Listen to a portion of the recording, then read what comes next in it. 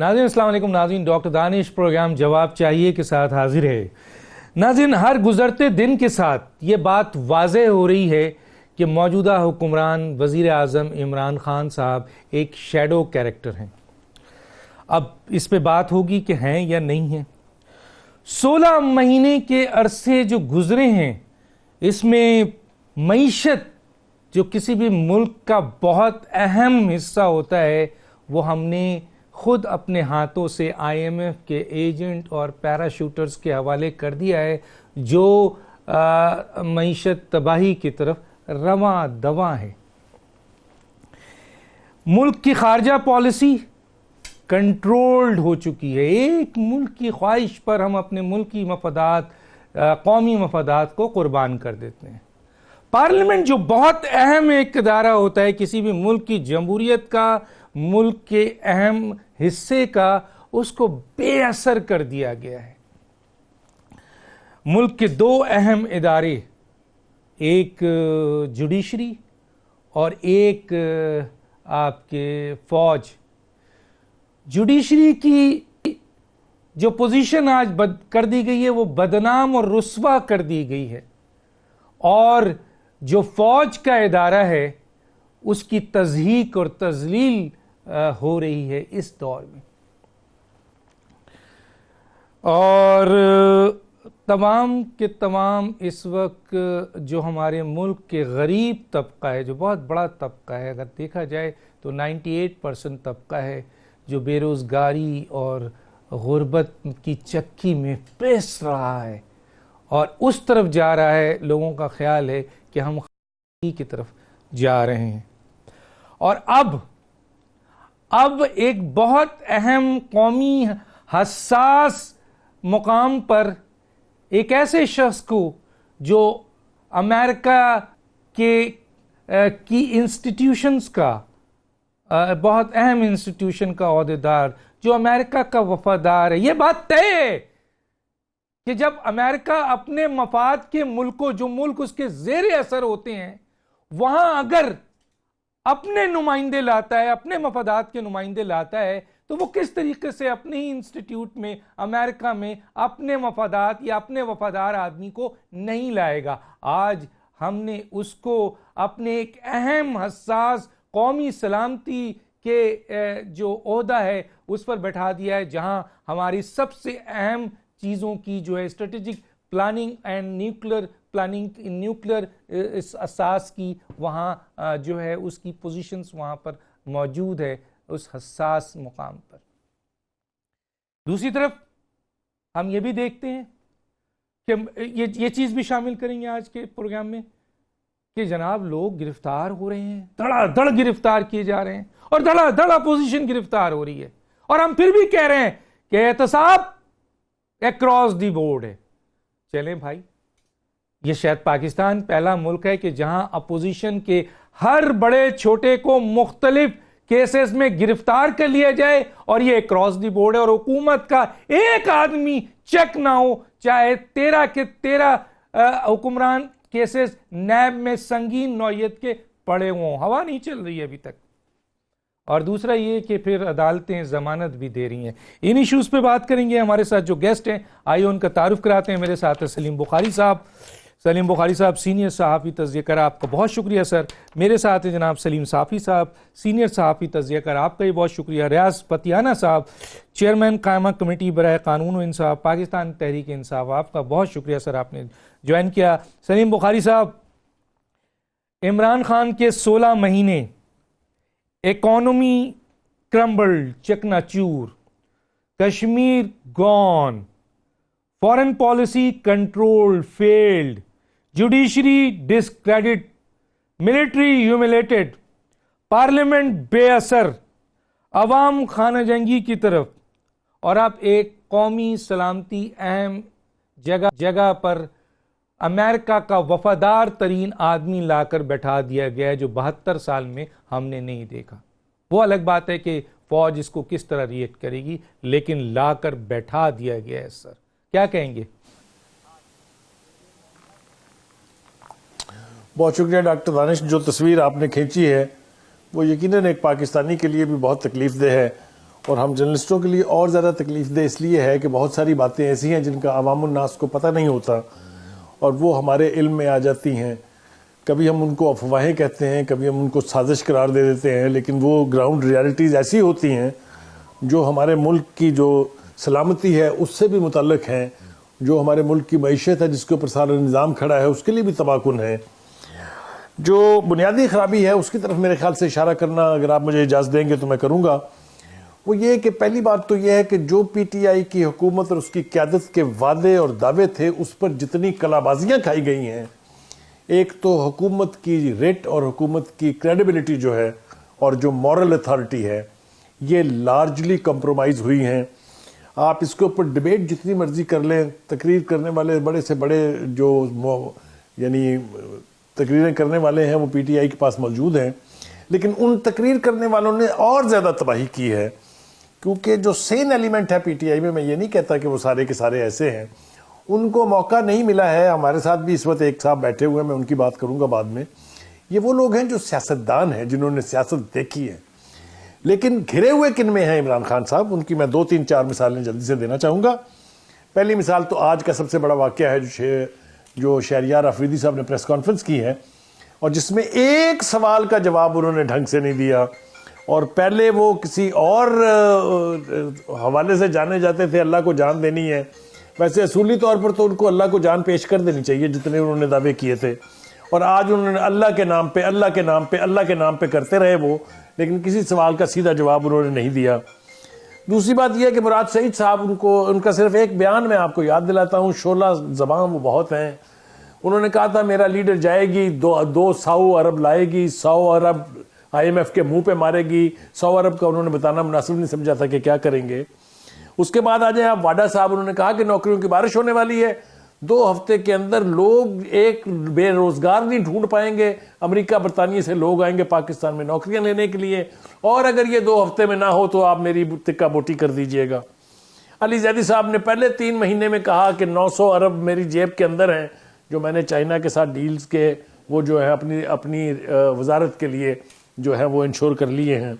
فردوس عاشق اوان صاحبہ, آپ ان کی ذرا چرب زبانی ملاحظہ فرمائیے. وہ فرماتی ہیں جب زلزلہ آیا کہ زمین کروٹ لے رہی ہے اس لیے کہ اس سے پی ٹی آئی کی جو کامیابی ہے وہ برداشت نہیں ہو رہی. مجھے آپ اب خود ہی بتائیے کہ جو اس قسم کے افراد میں گھرا ہو شخص وہ کیا کنسنٹریٹ کرے گا ملک کی سیاست پہ, کیا کنسنٹریشن ہوگی ملک کی فارن پالیسی پہ, کیا کنسنٹریشن ہوگی معیشت جس سے ہر پاکستانی شہری جڑا ہے. 2 اور طریقے ہیں جج کرنے کے. ایک یہ کہ جب یہ آئی تھی ان کی الیکشن کمپین تھی تو ایک امید پیدا ہوئی تھی غریب آدمی کے لیے کہ شاید میری سنی گئی ہے, میرے بجلی کے بل کم ہوں گے, چونکہ خان صاحب نے کہا تھا 8 روپے کا یونٹ ہوگا, مجھے آٹا سستا ملے گا, میرے بجلی کے بل گیس کے بل سارے کم ہو جائیں گے. کیا ان کے وہ مسائل حل ہوئے ہیں؟ وہ نہ صرف یہ کہ حل نہیں ہوئے ہیں بلکہ وہ بدترین صورت میں آج اس کو سفر کر رہے ہیں اور چیخیں مار رہے ہیں. چیخیں مارنے کے حوالے سے میں ان کے کئی وزراء کے بیان آپ کو یاد دلوا دیتا ہوں, جس میں اسد عمر سمیت ڈاکٹر فردوس عاشق اوان صاحبہ جو ہے وہ شامل تھی, جنہوں نے کہا تھا ابھی تو کچھ نہیں, ابھی تو چیخیں اور نکلیں گی. آپ مجھے یہ فرما دیجئے کہ جو پارٹی اقتدار میں آئی ہو یہ نعرہ لے کے کہ ہم غریبوں کی خدمت کریں گے, وہ اگر خود انہیں یہ نوید سنائے کہ آپ کی چیخیں تو ابھی نکلنی ہیں, تو باقی کا میرے خیال سے آپ طے کر لیجئے خود اور چھوڑ دیجئے لوگوں کے اوپر کہ وہ خود طے کر لیں.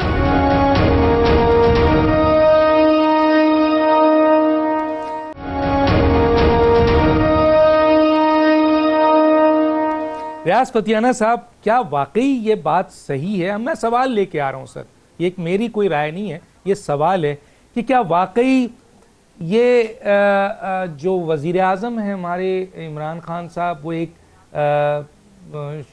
یہ جو ہیں وہ ڈمی وزیر اعظم ہیں یا ان کا جو ہے شیڈو کیریکٹر ہیں؟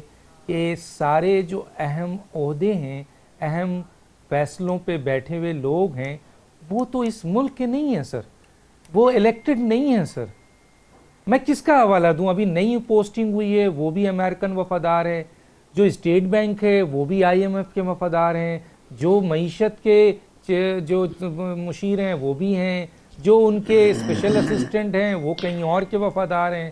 تو وزیر اعظم کے ذریعے، عمران خان کے ذریعے اس ملک کو جکڑ لیا گیا ہے، لوگ یہ کہہ رہے ہیں، اور وزیر اعظم ایک شیڈو کیریکٹر ہیں. کیا کہیں گے سر آپ؟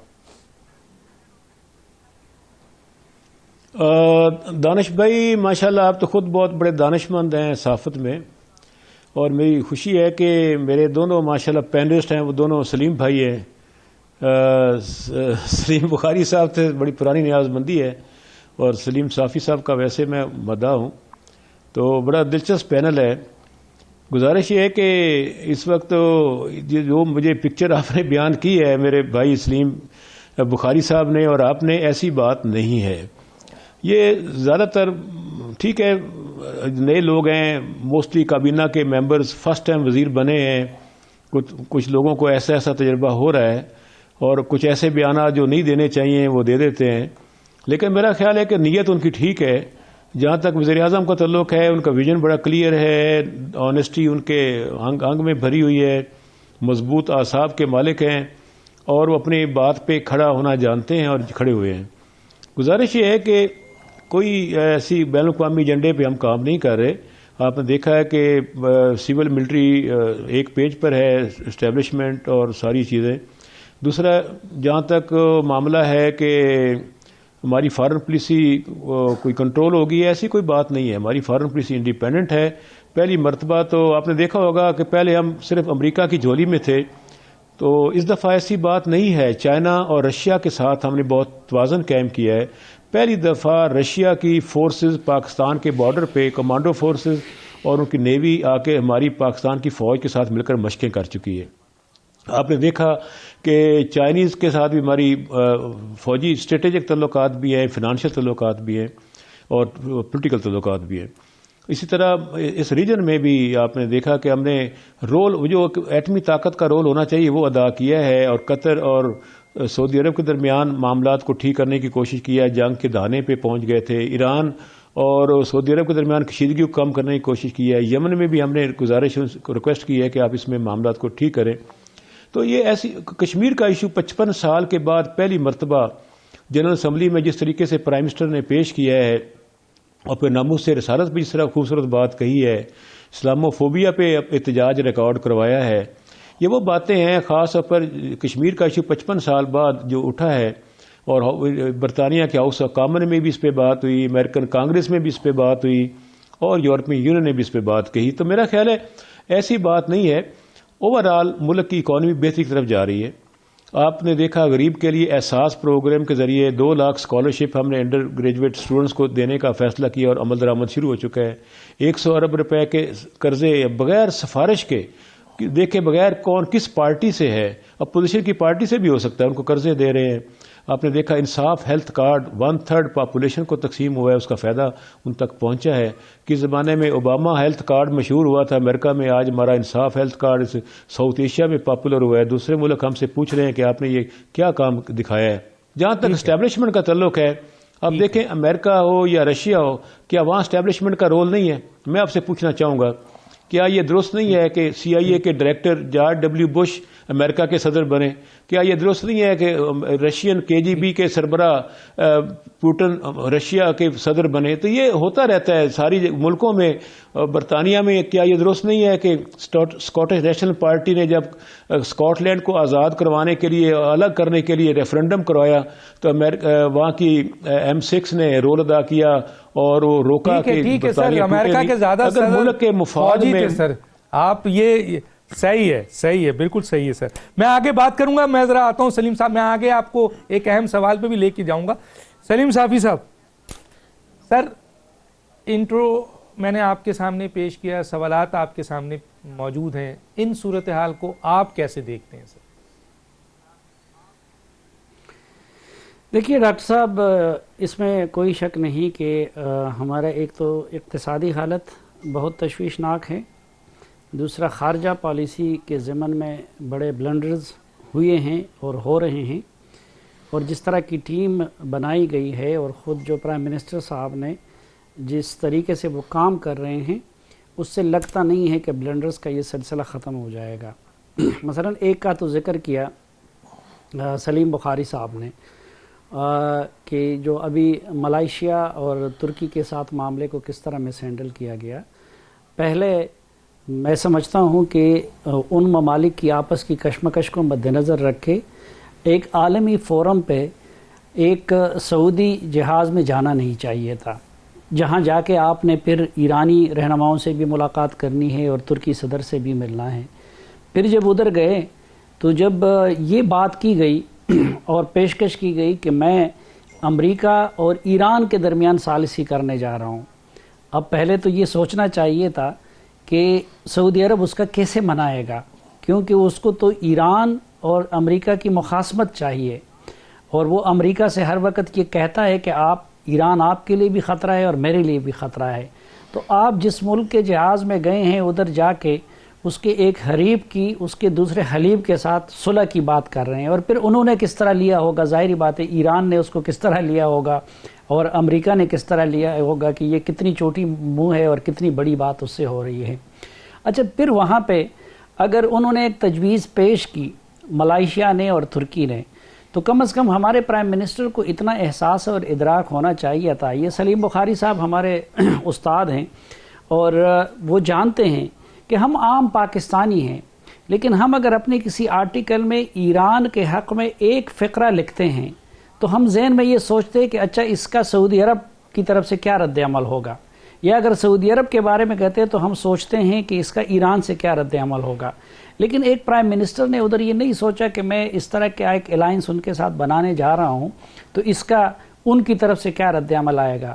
اس کا بڑا ڈنڈورا بھی پیٹا گیا، ان کے ساتھ کمٹمنٹ کی گئی. اچھا، پھر جب آپ کے ساتھ عرب دوستوں نے اس پہ اپنی تحفظات یا ناراضگی کا اظہار کیا، اور آپ کو یاد ہوگا کہ وہ جہاز کی واپسی کا ایک بڑا افسوسناک واقعہ بھی ہو گیا. پھر جب پرائم منسٹر ادھر سے واپس آ رہے تھے تو جدہ میں گورنر وغیرہ تو کیا کسی سرکاری افسر نے بھی ان کا استقبال نہیں کیا، ان کو پروٹوکول نہیں دیا.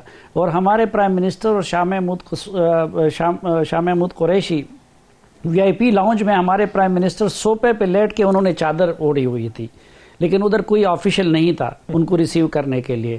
تو جب اتنا سب کچھ ہو گیا تو پھر آپ کے پاس 2 مہینے تھے کہ اس معاملے کو خاموشی کے ساتھ انڈو کر لیتے، لیکن ہم اسی طرح لگے رہے، اس کا ڈنڈورا بھی پیٹتے رہے. ادھر ٹی وی چینل کی فیزیبلٹی رپورٹس بھی بنتی رہی، پاکستان کے ڈیمانڈ پہ کشمیر کو اس کے ایجنڈے میں بھی شامل کر دیا گیا، اور عین آخری موقع پہ پھر جب ہم نے اگر ان سے معذرت کرنی تھی اپنے عرب دوستوں کی خاطر تو پھر ان کے پاس نہیں جانا چاہیے تھا کہ کم از کم ہمارے ترکی اور ملائیشیا جیسے دوستوں کو یہ امپریشن نہ ملے کہ اچھا یہ نہیں آ رہا ہے تو ہمارے ایک حریب کے منع کرنے پہ نہیں آ رہا ہے.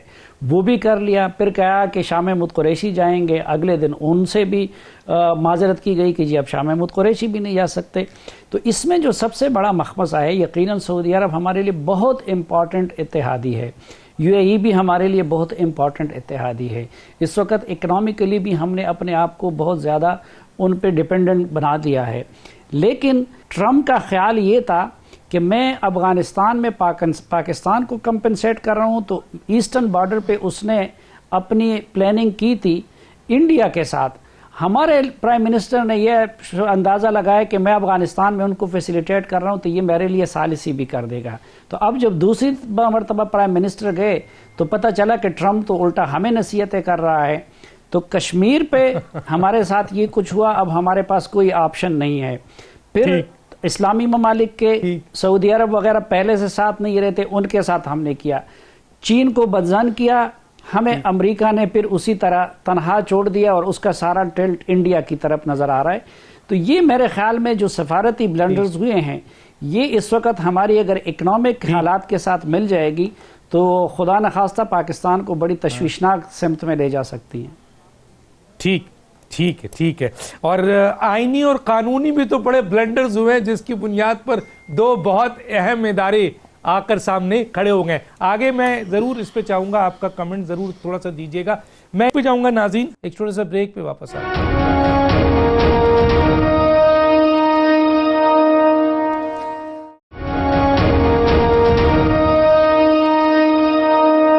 Welcome back. جی جناب سلیم بخاری صاحب، میں اس ایشو پہ بھی آپ کی طرف آنا چاہوں گا کہ سر یہ کیا ہے، ایک طرف اپوزیشن کے لوگ ایک کے بعد ایک گرفتار ہو رہے ہیں، اور حکومت کہتی بھی ہے یہ چور ہیں، یہ ڈاکو ہیں، یہ لٹیرے ہیں، یہ منشیات فروش ہیں اور میں چھوڑوں گا نہیں ان کو، اور بہرحال گرفتار ہو رہے ہیں. لیکن دوسری طرف ہم یہ دیکھ رہے ہیں کہ معزز عدالتیں ضمانت پہ ایک کے بعد ایک کے بعد ایک کے بعد ان کو رہا بھی کر رہی ہیں. اس کو آپ کیسے دیکھتے ہیں؟ اور دوسری طرف سر یہ 16 مہینے ہو گئے ہیں، اس 16 مہینے میں نہ تو حکومت اور نہ یہ ادارے یہ تاثر بھی دینے میں ناکام رہے کہ یہ سارا احتساب جو ہے وہ اکراس دی بورڈ ہے. کیا کہیں گے؟ بہت مشکل سوال آپ اتنی آسانی سے پوچھ لیتے ہیں. ایک دو اگر کامنٹ اگر آپ مجھے پریویسلی جو گفتگو ہوئی ہے اس پر کرنے کی اجازت دے دیں. ایک تو ہمارے بھائی ضرور انہوں نے فتیانہ صاحب نے فرمایا کہ یہ بڑی ناتجربہ کار ٹیم ہے. آپ مجھے بتائیے حفیظ شیخ، شاہ محمود قریشی، فردوس شاہ شکوان، شیخ رشید، سرور خان، شفقت محمود، ان میں سے کون جو ہے وہ ناتجربہ کار ہے؟ یہ تو سارے بڑے تجربہ کار ہیں، ان کا تجربہ لے ڈوبا ہے سب سے زیادہ تو یہ. دوسرا سی پیک، میں آپ کو بالکل ایمانداری اور کنوکشن سے یہ کہتا ہوں، اور آپ پوچھئے میرے ساتھیوں سے بھی، کہ سی پیک ہمارے نیوکلیر پروگرام سے بھی، وہ تو صرف ہمیں سیفٹی اور سیکورٹی دیتا ہے، اس پر تو ہماری دنیا منحصر تھی. اور اس کو ہم نے کہا وسل بلوئر ہے، ہم نے کہا یہ گیم چینجر ہے، ہم نے کہا پاکستان کی تقدیر بدل جائے گی، اور یہ سارے دعوے درست تھے.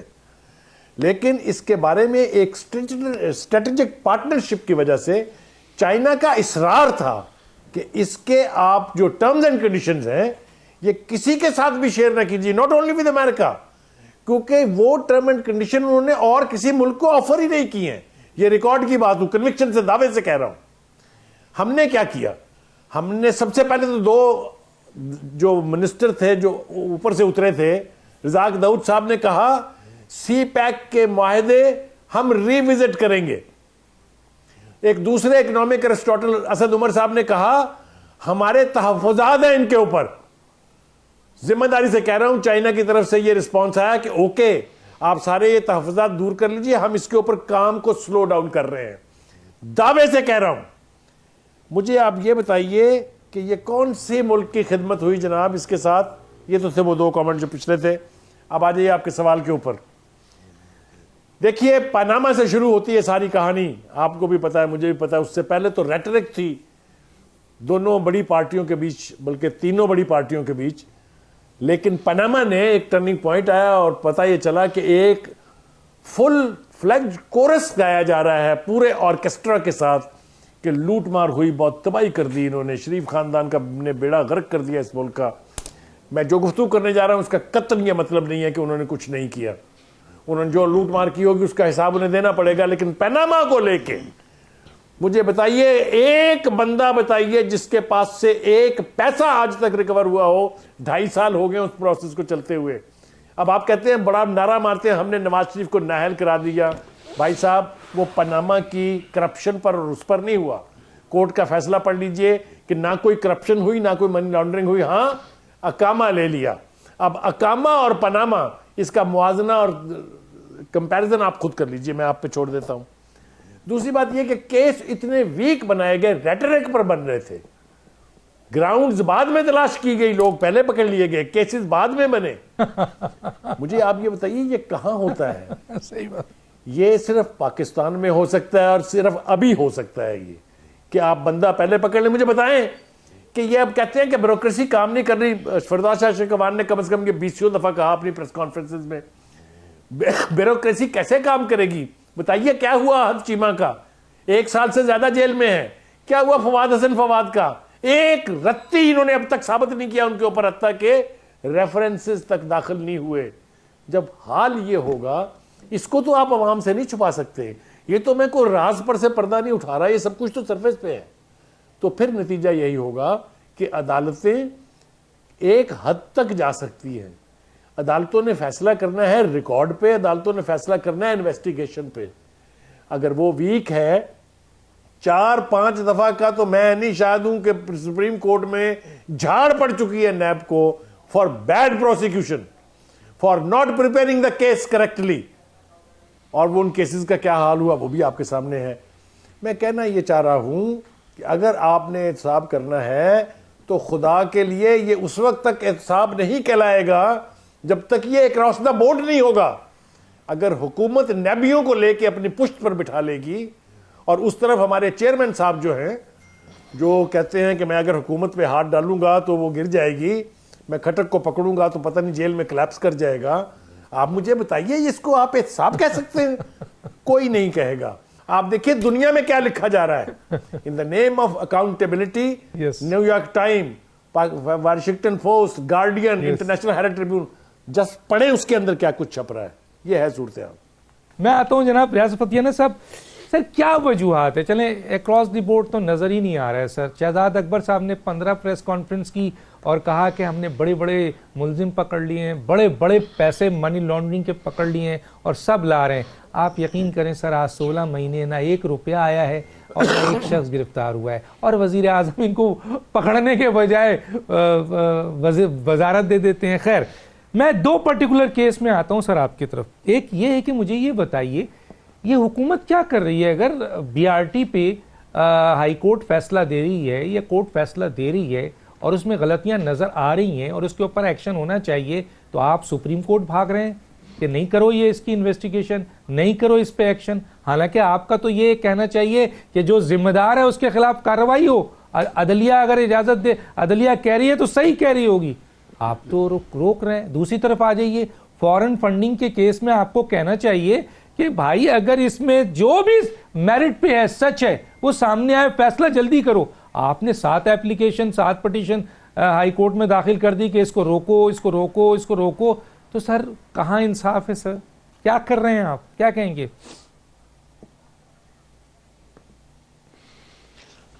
دانش بھائی, سب سے پہلے تو میں خراج تحسین پیش کرنا چاہوں گا سلیم بخاری صاحب کو اور سلیم صافی صاحب کو. ان کے پروگرام اور تبصرے میں بڑی سنجیدگی سے سنتا ہوں اور مجھے بہت متاثر کرتے ہیں, اور ماشاءاللہ یہ قاداور شخصیات ہیں. خوشی ہے کہ پاکستان کی صحافت میں ایسے لوگ موجود ہیں. یہ ڈسارم کر دیا ہمیں انہوں نے. آپ دیکھیں کس خوبصورتی سے ہمیں ڈسارم کر رہے ہیں. نہیں ایسی بات نہیں, آپ سے تعلق داری تو ہے نا بخاری صاحب, آپ یہ تو نہ کہیں نا, ہمارے بھائی ہیں, کتنا آپ سے پرانا دوستی ہے. یہ مشورہ وزیر اعظم کو بھی دیجیے. پکی. اچھا, گزارش یہ ہے کہ اوور آل دیکھیں کہ انویسٹیگیشن اور پراسیکیوشن کا جو ایشو ہے یہ مسئلہ آج کا نہیں ہے. شروع دن سے ان اداروں میں کیپیسٹی بلڈنگ کی گنجائش موجود رہی ہے اور اب بھی ہے. دوسرا یہ کہ ہمارے جو اپوزیشن میں جماعتیں ہیں ماشاءاللہ بہت تجربے کار ہیں, کاریگر ہیں, اور وہ اس طریقے سے کام کرتے ہیں کہ آسانی سے ان کو پکڑنا بہت مشکل کام ہے. تیسرا یہ کہ وہ سال سے 30-35 سال سے اقتدار میں ہیں, بیوروکریسی میں ان کے بڑے اثرات ہیں. دیکھیں حکومت نے یا پی ٹی آئی کے وزیروں نے یا ایم این اے نے تو کیس نہیں بنانا تو الٹیمیٹلی بیوروکریسی نے ہے, انویسٹیگیٹر نے ہے, پراسیکیوٹر نے ثابت کرنا ہے. اب جب وہ کیس بنانے کا مرحلہ آتا ہے تو پھر جو کاریگر لوگ ہیں وہ مینیج کر جاتے ہیں, اور ہماری نیت ٹھیک ہے, ہم کوشش کرتے ہیں کہ ملک میں پرفیکٹ اکاؤنٹیبلٹی ہو اور اس کے ساتھ ساتھ یہاں کی معیشت ٹھیک ہو, کیونکہ جب تک اکاؤنٹیبلٹی بہتر نہیں ہوگی, حقیقی جمہوریت نہیں ہوگی, انسانی حقوق کو ہر سطح پہ لاگو نہیں کیا جائے گا, ملک کی معیشت ٹھیک نہیں ہو سکتی. اس لیے ہم پوری کوشش کر رہے ہیں نیک نیتی کے ساتھ.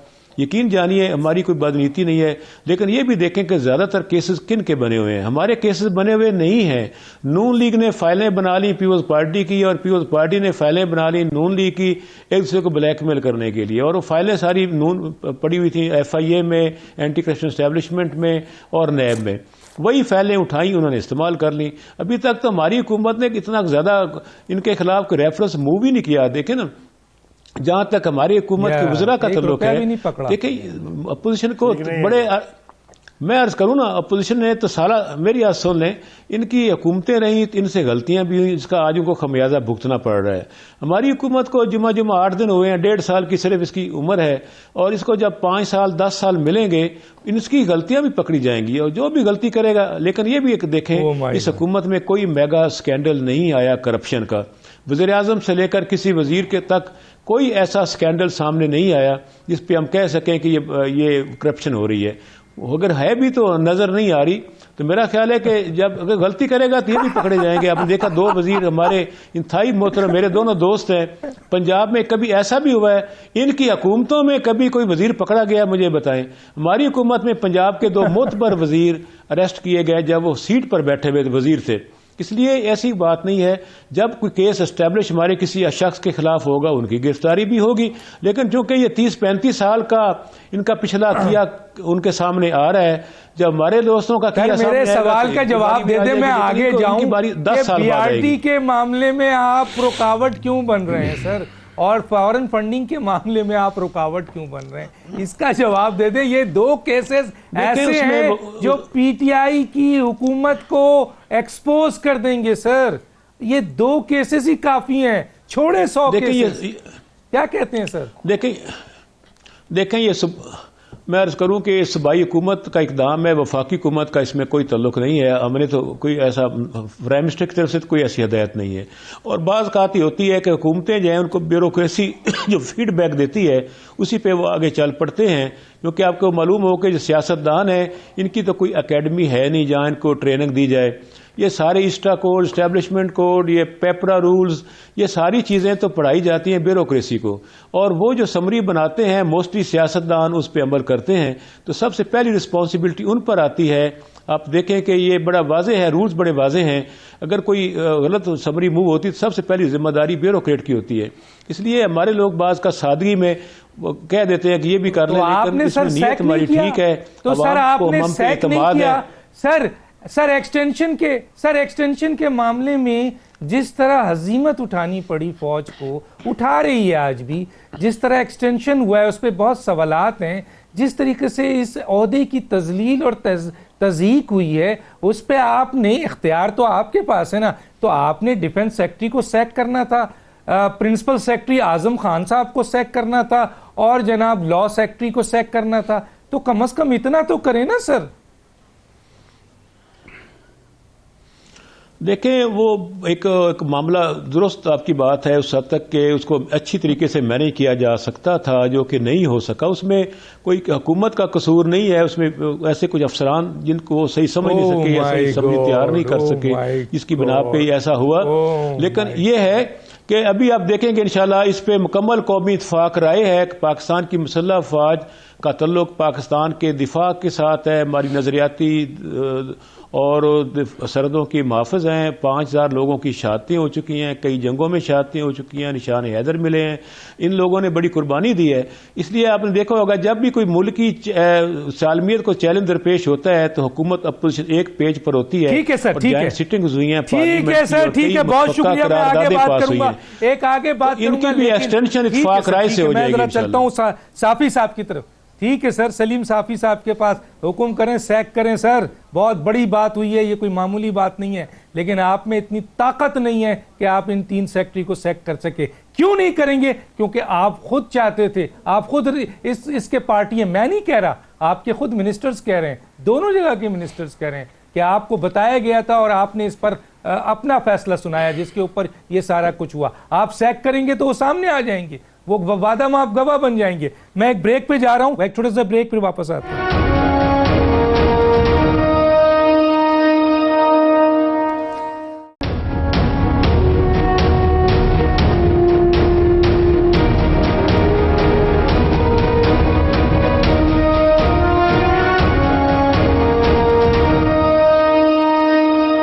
Welcome back. جی سلیم صافی صاحب, کیا کہیں گے اس کے اوپر آپ؟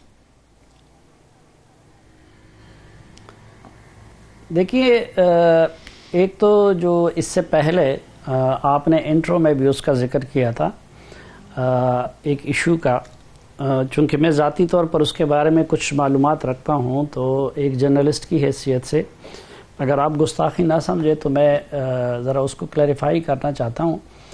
یہ جو پرائم منسٹر نے معید یوسف کو مقرر کیا ہے special assistant on national security, تو ایک تو یہ ہے کہ یہ جو ڈویژن ہے اس کا ہمارے 8ویں پروگرام یا اس سے کوئی تعلق نہیں ہے.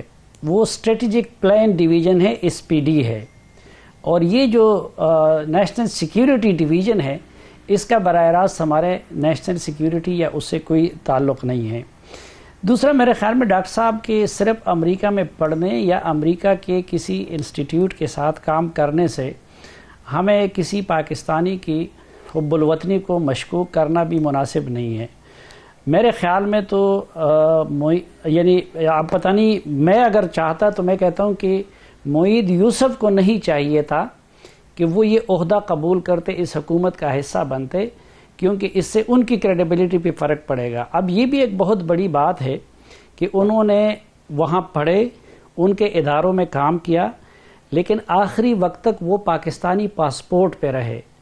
امریکن سٹیزن شپ ان کے بائیں ہاتھ میں تھی، لیکن انہوں نے امریکن سٹیزن شپ نہیں لی ہے، امریکہ کے آئین کی وفاداری کا انہوں نے حلف نہیں لیا ہے۔ میں ان کو پڑھا بھی ہے، ان کے کام کو ادھر دیکھا بھی ہے، اور میرے خیال میں ان کو اپنے سے بہتر مسلمان اور بہتر پاکستانی سمجھتا ہوں۔ تو صرف اس بنیاد پہ کہ وہ اس حکومت میں آئے ہیں، آئی ڈونٹ نو کہ کیوں انہوں نے یہ قبول کیا ہے، لیکن یہ ایک میں وضاحت ضروری سمجھتا تھا۔ دوسری بات کہ اس میں کوئی شک نہیں ہے جو انہوں نے بات کی کہ آپ کے سی پیک کے بارے میں جو سلیم بخاری صاحب نے فرمایا سی پیک کی اہمیت کا، میں اس سے 100% اتفاق کرتا ہوں، اور میں یہ بھی دلائل کے ساتھ گھنٹوں اس پہ دلائل دے سکتا ہوں، ایویڈنس دے سکتا ہوں کہ پرائم منسٹر سے لے کے ان کے وزراء تک، خسرو بختیار سے لے کے شاہ محمود قریشی تک، اور شیخ رشید سے لے کے یہ جو دوسرے صاحب ہیں جو مشرف صاحب کی حکومت میں بھی تھے اور جنہوں نے کہا تھا کہ ہم سی پیک کو 1 سال کے لیے اس پہ کام روک رہے ہیں، ان سب نے سی پیک کو مس ہینڈل کیا ہے، رزاق داؤد صاحب۔ لیکن اس کے باوجود میں یہ کہتا ہوں کہ بہرحال ہمیں چینی حکومت کو یا امریکی حکومت کو، چینی ہمارے دوست ہیں، ان کو یہ اختیار نہیں دیا جا سکتا کہ وہ ہمارے پرائم منسٹر کو ڈکٹیٹ کرے یا ایڈوائز کرے کہ آپ نے اس کو منسٹر رکھنا ہے یا اس کو نہیں رکھنا ہے۔ جو چین اور سی پیک سے متعلق جو بھی معاملات ہیں ان کو اپنے کنسرنز ہماری حکومت کے ساتھ شیئر کرنے چاہیے۔ یہ ہمارا داخلی معاملہ ہونا چاہیے کہ اس کے لیے پرائم منسٹر کسی کو وزیر بناتے ہیں، کس کو نہیں بناتے ہیں۔ تو میں یہ 2 گزارشات انتہائی ادب کے ساتھ سامنے رکھنا چاہ رہا تھا۔ لیکن اکراس دی بورڈ پہ آپ کچھ نہیں بتایا آپ نے۔ میں ایک حوالہ دینا چاہتا ہوں۔ جی ضرور ضرور ضرور ضرور ضرور سلیم بخاری صاحب۔ سی پیک کے حوالے سے ہندوستان میں ایک سیل قائم کیا گیا ہے جس کا ٹائٹل ہے ڈسٹرائے سی پیک۔ اس کے اجیت ڈوول صاحب جو ان کے نیشنل تھے وہ اس کے چیئرمین ہیں، اور یہ کلبوشن جو ہے یہ اسی سلسلے کی ایک کڑی ہے جو ہمارے پاس ہے۔ لیکن پہلے آپ کو یاد ہوگا کتنا کرٹیسزم ہوتا تھا کہ جی منہ ٹوٹتا ہے نواز شریف صاحب کا کلبوشن کا نام لیے ہوئے، پرائم منسٹر کو ڈوب مرنا چاہیے اور یہ کرنا چاہیے اور وہ کرنا چاہیے۔ اب کتنی دفعہ نام لیا جا رہا ہے کلبوشن صاحب کا، وہ بھی میں پوچھنا چاہتا ہوں۔